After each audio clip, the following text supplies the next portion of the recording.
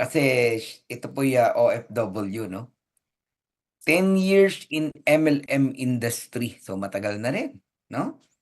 Ibig sabihin, mahilig tong rumakit at mahilig tong sumideline sa kabila ng siya po ay OFW pero naghahanap ng another income, di ba? Kasi kulang talaga ang income as bilang OFW. Former OFW in Hong Kong, for 8 years. Pero alam niyo po, because of network marketing, na-bless po siya. Naging Millionaires Club, no? Sa isang company, no? Sa first company niya.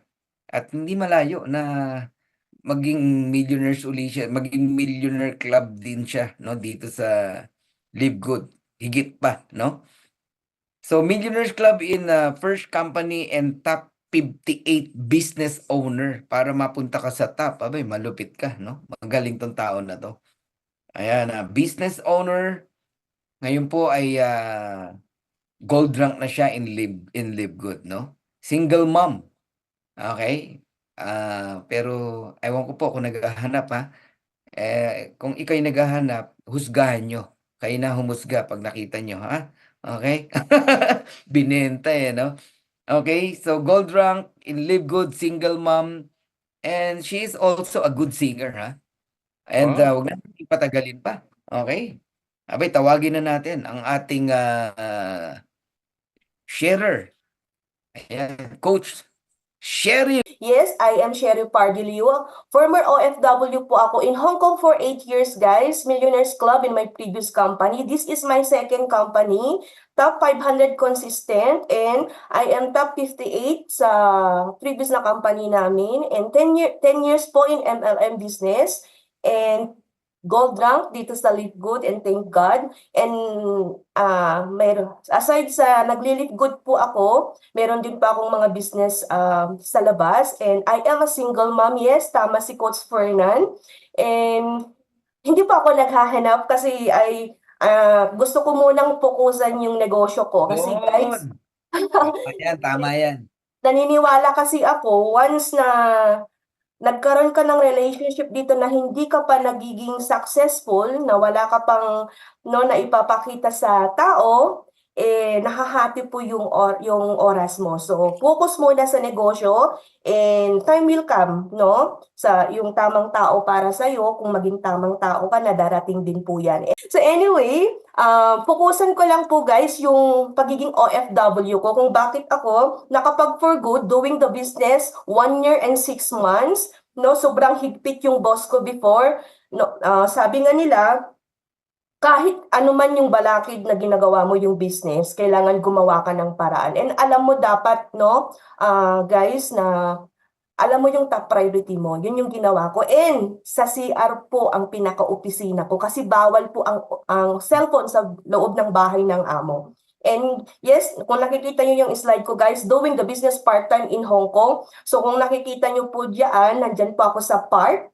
So dahil hindi pa po namin kaya na magbayad po ng venue, so naghanap po ako ng paraan. Dumiskarte ako kung paano ko hatawin yung negosyo ko kasi nga Sunday lang po yung may time ako. So Friday pa lang guys, take note mga OFW, Friday pa lang fully booked na ako sa mga minimit ko. Lalabas ako ng 7 a.m., uuwi po ako ng may curfew ako ng 7 p.m. So, ganyan po ako ka-fully booked pag day off ko. So, yan, ginagawa ko po yan. And nakikita nyo, nasa McDonald pa po kami. Guys, take note, nandyan man kami sa McDonald na nagpresent ako. Pero pansin nyo, French fries lang yung kinakain namin kasi yun lang yung kaya kong mailibre sa mga downlines ko and mga guests ko. And napapalayas ko kami dyan. Kasi bakit? Bawal po naman eh. Kaso nga lang, dahil wala man naman po akong reason, kaya ko ginagawa po yan. And yan guys, tuloy-tuloy yan. Holiday, day off, continuous po yan na ginagawa namin. And lahat ng mga leaders ko, kailangan mag-invite kayo. Meron po silang quota. Pag nagkukan po sila guys. Kasi remember sa Hong Kong, meron po kasi season doon ng winter. So, nagrepresent po ako dyan sa Admiralty. So, mga OFW dito sa Hong Kong, alam po yan, tambayan ng mga Pilipino. Nandyan po ako guys na nakatayo, no? And bigla na lang uulan. Kaya naisip ko na pumunta sa Starbucks. Just imagine, kahit napapalayas po kami, pero hindi po yun hadlang para hindi ko magawa yung negosyo. Tinuloy-tuloy ko pa din. And yes, habang ginagawa ko siya part-time, ito po, kada uwi ko dito sa Pilipinas, diretso po ako sa office, nagche-cheque po ako. And remember guys, sa pagiging OFW ako, never akong nakapag-ipon ng ganyan. Dito lang sa ganitong klaseng business. And ang nakapag-invite pa sa akin before is 16 years old lang. Hindi po ako naniwala, hindi po dahil sa edad po ng binata na nag-invite sa akin. Naniwala po ako doon sa sistema na inoffer po niya sa akin. And tuloy-tuloy na ginagawa ko yung business. Naging top earner po tayo sa company. And yes, doing the business, umuwi na po ako dito, 1 year and 6 months doing the business, naging milyonaryo po ako. Na-hit ko po yung 1 million during my OFW. And Wow. heto na po, nag full-time na po ako guys, wala na po akong ginagawa, kundi everyday na nagpe-present po ako. Kasi may time freedom na ako. So, lahat po yan, mga leaders ko, ini-invite po ako sa Batangas, sa Lawag. Just imagine guys, no, mayor, kahit sobrang hiya ako, wala po akong magagawa kasi nga, ako po yung presenter po dyan. And yes, sabi nga, kahit mahiyain ka dito sa negosyo, mawawala po yung hiya. Kasi remember guys, kung mahiyain ka dito, hindi po lalaki yung bulsa mo. Kaya kailangan kapalan mo yung mukha mo para kumapal din yung laman ng bulsa. Lagi niyong iisipin yan na habang ginagawa yung business, wag po kayong mahihiya. Kasi bakit? Blessings po kasi yung iniaalok natin sa tao. Just sa Facebook na lang, araw-araw nagpo-post tayo about sa negosyo. Araw-araw, kumakaway sa kanila yung business. Kung pwede nga lang na i-transfer natin yung utak natin sa ibang tao para malaman nila kung gaano kaganda yung MLM business na meron po tayo guys. And yan, dahil nag-for good na po ako, habang ginagawa ko dito sa Pilipinas, pumupunta po ako sa iba't ibang bansa kung nasaan po yung mga leaders ko. And para hindi na po magtrabaho. Para mag-present ng negosyo at the same time mamasyal na din. Ganun po kaganda yung business po natin. And ayan, yan yung mga leaders ko guys, may mga napauwi din po ako ng mga OFW, hindi lang po ako yung umuwi. So and then, during Leaf Goods, so ang nakapag-invite po sa akin, walang iba, kundi si Coach Elmo Bayer and si Coach Norman Ibarra. Si Coach Norman, engineer po siya sa London, and si Coach Elmo nandito po siya sa Pilipinas. In-invite po ako dito guys, sinabi ko na sa kanila na ayoko na sabi ko kay Coach Elmo, nasa Hong Kong pa lang ako doon, 2023. Nag-message siya sa akin. Nakabakasyon kasi ako last year sa Hong Kong. Sabi niya sa akin, "Shi, kumusta ka na?" May something na parang meron siyang isasabihin sa akin pero hindi niya mabanggit. Pero nakalista pala ako sa kanya sa list niya, guys. So prospect list niya. And si Coach Norman ang isang nag-invite sa akin. Sabi ko kay Coach Elmo, "Sir, bigyan mo na lang ako ng ibebenta ko na iba, wag na lang ang products." Kasi guys, 10 years na akong nagbebenta ng produkto. Sabi ko sa kanya. And doon ako yung words ni Coach Elmo na sabi niya sa akin, "Shi, hindi ka dito mauobliga na magbenta." Yun yung nagustuhan ko. Yung keywords lang na sinabi niya na ganun, doon ako, pwede bang ganun? And yung isa pa na sinabi niya na 3,000 pesos lang yung kapital. Way back sa previous na company namin ni Coach Elmo, guys, it's almost more than 500,000 yung ininvest namin doon kasi sobrang dami yung account. Kailangan mong kumita ng malaki Kailangan mo ng madaming account para kumita. Yun yung na-mindset po sa amin. Nung nakilala ko si Live Good, pwede ka palang kumita kahit isang account lang. So yun guys, I'm so grateful and thankful dahil pinakilala si Coach Elmo, no, itong Live Good na yan. And syempre, hindi lang ako yung kumikita. Lahat ng nagtiwala po sa akin ngayon, tuloy-tuloy na kumikita. Hindi man po ganun kalaki pa kasi baguhan pa lang kami dito sa Live Good. Pero kung ano yung narating ng mga upline po namin, alam ko at naniniwala ko na doon din po kami papunta guys. Nakapag-recruit ako ng direct ng 8 directs, pero hindi ko pa po alam yung sistema ni Live Good kasi inaaral. Naniniwala ko guys, no, kahit kumita ako ng malaki sa previous na company ko, kailangan akong maging empty cup dito. No, Yeah. hindi ko inisip na magaling ako before. No, nag-empty cup ako, nag-aral ako, no, inaral ko tong business, nag-self-learn ako dito guys, and lahat ng tinuturo sa akin ni Coach Norman, just imagine yung upline ko nasa London, tumatawag sa akin ng 3 a.m., 2 a.m. para turuan ako paano kasi nung nagkuhan kasi ako Coach Fernan, nung nag-join kasi ako dito, ginamit ko kasi yung card. So, lahat yung tinuro niya sa akin and lahat ng pag-e-encode guys, lahat nag-yes upline lang ako. And eventually, nung natutunan ko, yung mga dumating na mga leaders ko, transfer ko din yung natutunan ko. Kaya lahat ng mga nandito, no, kailangan be humble pa din tayo. And syempre, lahat po, kahit mas malataas pa yung upline natin kung mas mataas man tayo kaysa sa upline natin, kailangan makinig pa din tayo. Dapat may yes upline. Kasi naniniwala ako guys, kung may yes upline ka, mas mabilis kang aasenso sa ganitong business. And kung mas maari pa, no, ako kasi Coach Fernan, pag may nagkwan na sa akin, hindi na ako nagpapaliwanag. I say sorry na lang. No, just say sorry para at least mas mabilis at mas magaan yung paghataw. And yun guys, nakakatuwa lang ito kasi sobrang dami ng tao. Sabi nila, wala pang isang taon yung company, pero bakit sobrang dami ang tao? Doon ako na-amaze. Pero that time, hindi ko pa alam yung sistema ni Litgold. Never. Kasi nagne-negosyo din po kasi kami. Just imagine, nagla-live selling po ako. Kasi may 3 store po ako, Coach Fernan, sa TikTok. So nagla-live selling kami, itong mga upline ko, panay ang tawag sa akin. Ako na-amaze dito sa Litgold dahil sa halagang 3,000 lang, isang account lang, and ganyan kadaming tao. No? And after ng event guys, doon na ako humataw. Sabi ko, next na event, gusto ko na mag-rank up ulit. So inaral ko yung business, no, inaral ko siya ng inaral kahit sobrang busy ako, basta may time ako, madaling araw. And Coach Fernan, nung humataw na ako, 2 months na nag-goal setting ako sa sarili ko guys, sa sarili ko muna ha, kasi mahirap kasi na magkaroon, sabi ko kasi sa sarili ko, eventually magkakaroon ako ng mga leaders, dapat unahin ko muna yung sarili ko. Kaya nag-goal setting ako, nag-mantra ako, meditate kung anong ginawa ko before. Nilista ko po yan sa isang book. And kung once na pagkagising ko, pray. Chine-check ko po siya. May notebook ako, tapos yung mga libro ko nasa tabi ko lang. Guys, para at least once na ginawa ko yung goal setting ko, yung daily grind ko everyday, napaka-importante yan. No, kasi hindi ako matutulog hanggat hindi ko siya natatapos. So, napaka-importante po yun guys. And eventually ngayon, yun na din yung tinuturo ko sa mga leaders ko. And monitor na lang yung ginagawa ko. And next slide tayo.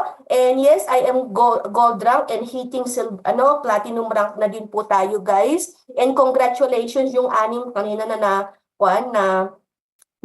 awardan dito, na recognizan na silver sa buong Ultimate Dreamers. And habang ginagawa ko yung business, nag-create ako, pumili ako sa mga leaders ko ng core ko. Para at least, no, hindi lang ako yung pwede na mag-handle sa buong team, para na-i-share ko yung mga skills ko, yung mga pwede kong gawin yung business. Nag-create ako ng mga core leaders and sila ngayon ang tumutulong sa akin na ginagawa yung negosyo guys. Nakikita mo talaga yung kanya-kanya nilang passion. And yes guys, nandito yung mga leaders ko. Gusto ko lang silang i-recognize, no? Kasi natutuwa ako pag sila yung nababanggit ko lagi. Mga silver lang sa team po namin, sa community namin. And heto, kanina lang yung award, na recognize dito. And tuloy ko lang. And heto yung mga kumikita guys sa buong community namin. Karamihan is mga OFW po sila kasi mostly is OFW kasi yung mga ini-invite ko.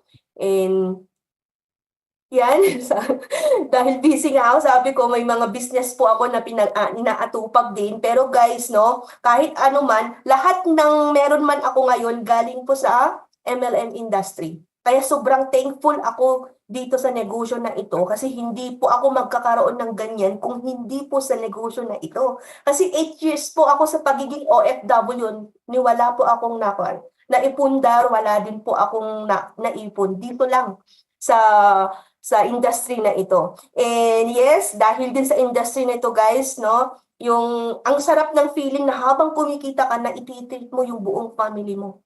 No? Dahil sa blessings na meron tayo dito 'di ba ang sarap ng feeling na hindi lang ikaw yung laging dahil kumikita ka, dahil hindi lang yung pangsarili mo na i-spread mo o na i-share mo yung blessings. Yan yung hindi ko talaga makalimutan na feeling ko na yung family ko yung nabibigyan ko din ng blessings. And lahat ng nandito guys, gawin nyo yung business, seryosohin nyo, fokusan nyo, especially sa mga OFW kasi deserve nyo din na magkaroon ng time freedom. Ang sarap ng may time freedom kasi bakit?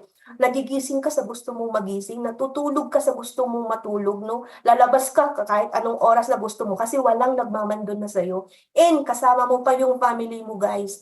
Yun, next, and yes, this is my first investment, na nasa Hong Kong pa lang ako, 2016, nakapagpundar po tayo ng condo doon sa Manila kasi as of na nandito pa ako sa Baguio.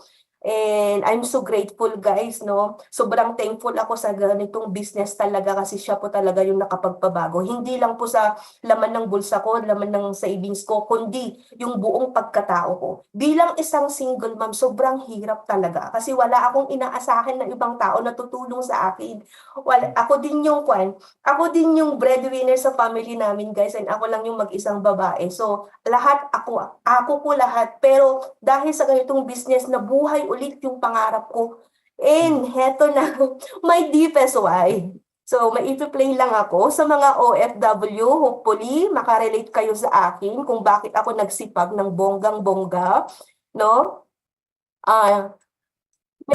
Meron lang akong sasabihin sa inyo. Bago kayo matulog ngayon, sa mga OFW, bago kayo matulog ngayon, isipin niyo talaga kung bakit yung ginagawa yung business. Kasi mahirap kasi nahataw ka ng hataw dahil pinuutusan ka ni upline.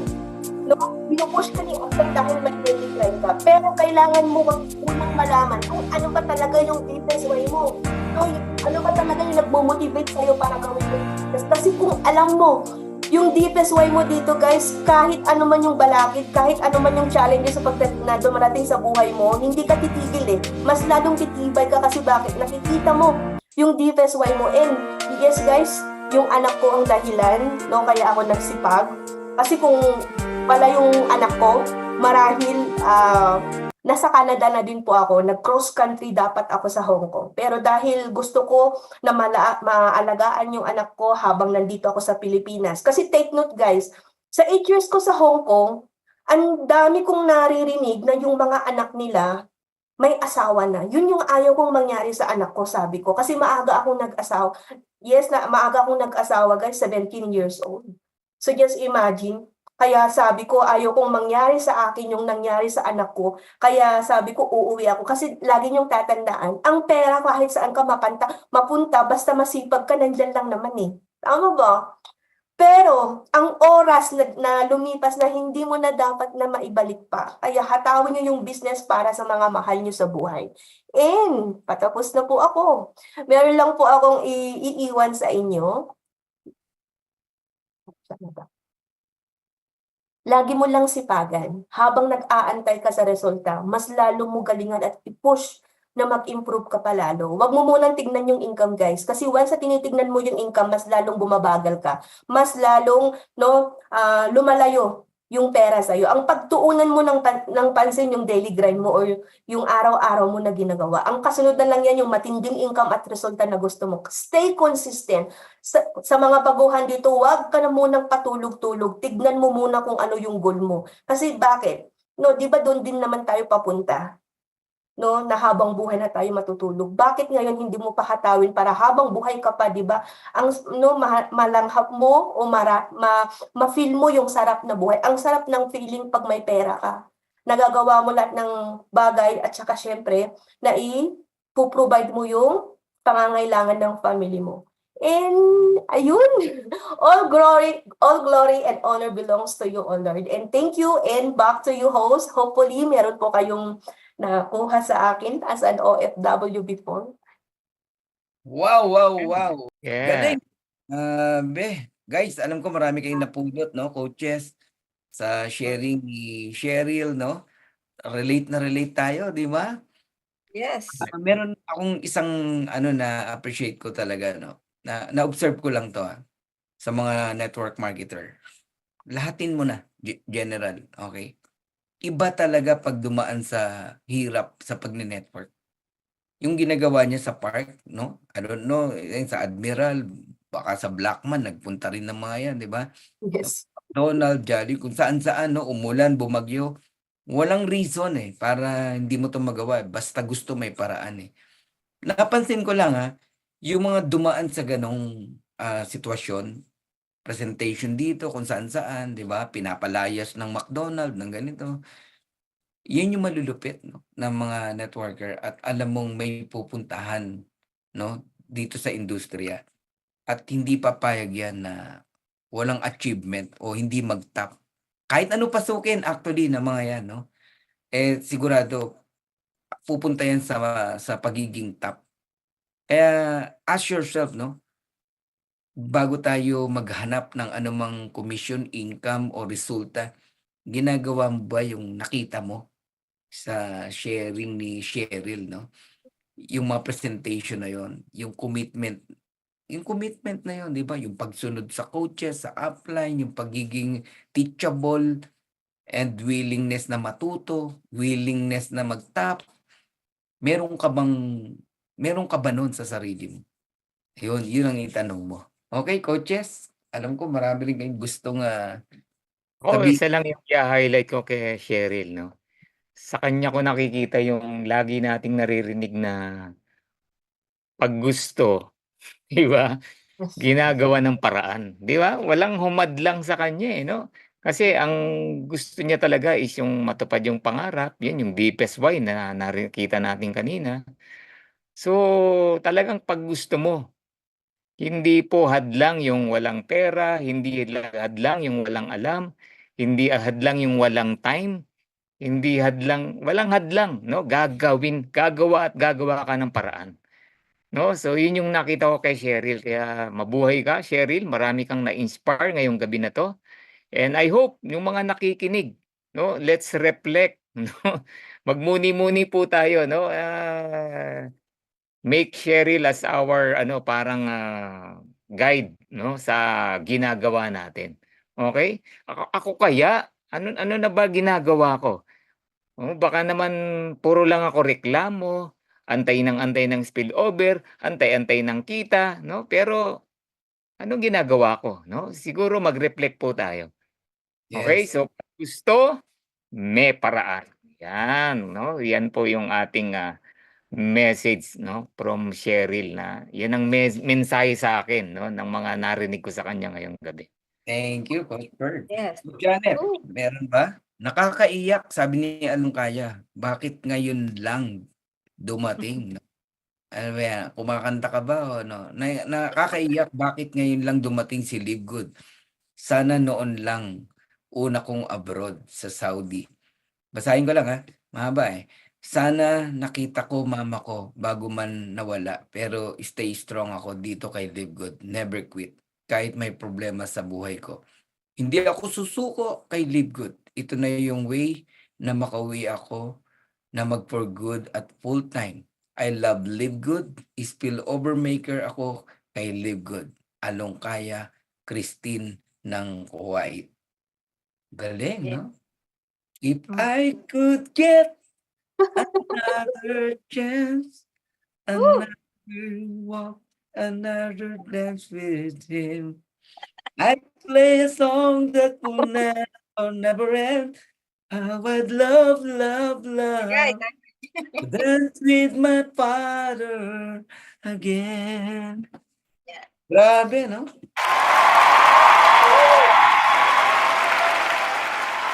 Coach Janet, Ay Yun. nako, ang dami kong 2 cents saka takeaways dun sa ano niya. Unang-una, I resonate very well sa kanya dahil may commonality kami. OFW, I started as an OFW.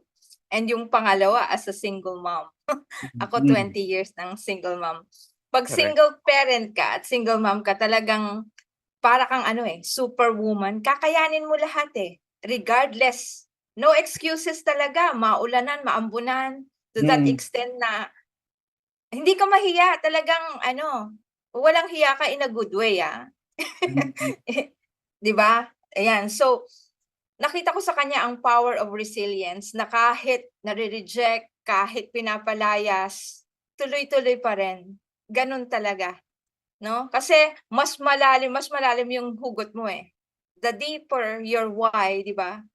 The more na talagang, mas magagawa mo ito. Kaya nga nilagay ko sa chat, you have to find your deepest why. Your deepest why that could make you cry. Pag hindi ka pa napapaiyak ng iyong why, hanapin mo talaga yung magpapaiyak sa'yo.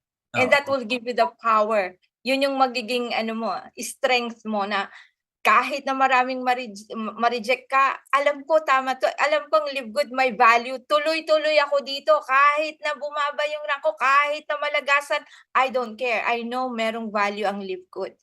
Ganon ang resilience. Yun ang nakita ko sa kanya. Resilience and of course, no excuses. Galing. And sabi niya, wag mag-focus sa kitaan. Sabi niya ganon. Wag agad. Lagi natin sinasabi na success is not a destination. It is a journey. So we just have to enjoy the journey, whatever it is, malubak man yan, kahit na may ups and downs, i-enjoy lang natin. And we just have to trust the process. Yun ang nakuha ko sa kanyang testimony. Galing, Amen. galing. Natutulog sa sasakyan para lang makapag-network ng mga ilang araw sa malalayong place yan. Dennis Palala. Daming nakaka-relate, Grabe, no? Kung maglalabasan tayo ng story, kwento, no? Sa pagne-network natin, di yan mauubos. Ang sarap magkwentuhan, no? Ng mga bagay na yan, di ba? And siguro minsan, no? Ganun ang gawin natin. And once you are a networker, no? Tinawag ka ng Diyos sa pagne-network, naniniwala ako, tatawagin at tatawagin ka uli. Sa sharing ni Cheryl, ayaw niya na Nung ino-operan siya ni Coach Elmo, medyo defensive na siya Ayoko na magbenta, pagod na ako. Ganito, ganyan, di ba? But because of the magic word, no? Na ginamit ni Coach Elmo, na you are not obliged to sell products, medyo na-curious siya. Nagsimula na yung curiosity. Di ba? At ngayon, eto, sa Live Good, isa ng gold, going to platinum and diamond, no? Pero ang nakita ko doon, networker ka Cheryl Tinawag ka ng Diyos dito Nakita ng Diyos kung paano ka mag-serve sa tao Marami na bago ang buhay Kahit huminto ka, maniwala ka sa isang networking company, tatawagin ka muli.